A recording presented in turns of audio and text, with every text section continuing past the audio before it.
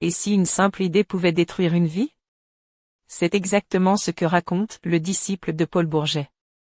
On y suit Robert Gresloup, un jeune homme brillant mais obsédé par les théories de son maître, Adrien Sixt. Sixt est un philosophe froid, athée, convaincu que tout, absolument tout, peut s'expliquer par la science, que la morale, la religion, l'amour, ne sont que des illusions.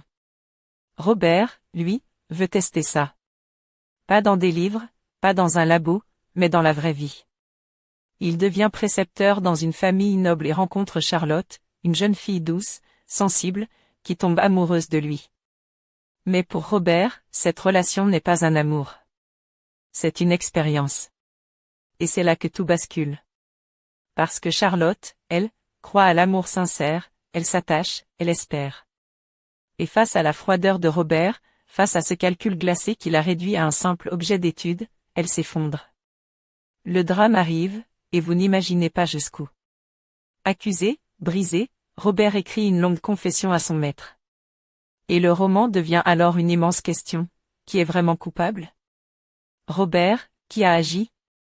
Ou Adrien Sixt, dont les idées ont nourri et façonné son disciple? Et c'est ça qui est fascinant, derrière une histoire tragique, Bourget nous oblige à réfléchir à un sujet brûlant d'actualité. Quand quelqu'un diffuse des idées, que ce soit un philosophe, un écrivain, ou même un influenceur aujourd'hui, est-ce qu'il doit assumer ce que les autres en font? Alors je vous le demande, si un maître inspire un disciple qui va trop loin, qui doit porter la faute? Dites-moi ce que vous en pensez. Et si vous voulez connaître le dénouement de cette histoire, plongez dans sa réédition chez DLDL Éditions.